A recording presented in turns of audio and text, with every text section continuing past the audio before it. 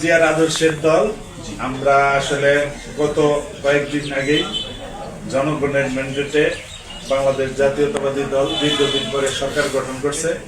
আমাদের ফুলবাড়িয়াতে প্রতিনিধিত্ব করছেন, নমিনেশন পাইছেন আখতারুল আলম ফারুক ভাই সহ। এখানে থানা বিএনপি, পৌর বিএনপি আছে, নেতৃবৃন্দরা আরো বাইরে হয়তো আছে। আসলে আমরা ফুলবাড়িয়া বিএনপির পক্ষ থেকে আপনি নবাগত উপজেলা নির্বাহী কর্মকর্তা হিসেবে আমরা অভিনন্দন জানাই বিএনপির পক্ষ থেকে।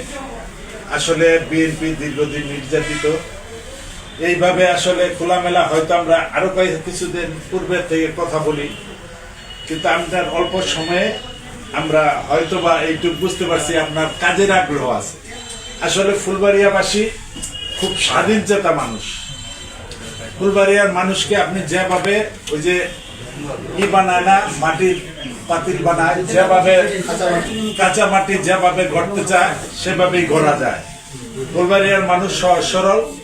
ফুলবাড়িয়ার মানুষ ব্যক্তি স্বার্থ দুই একজন আসবে ব্যক্তি স্বার্থের জন্য, কিন্তু সার্বিক স্বার্থের জন্য অনেকেই আসবে। আপনি সার্বিক স্বার্থটাকে প্রাধান্য দিবেন। আমাদের নেতা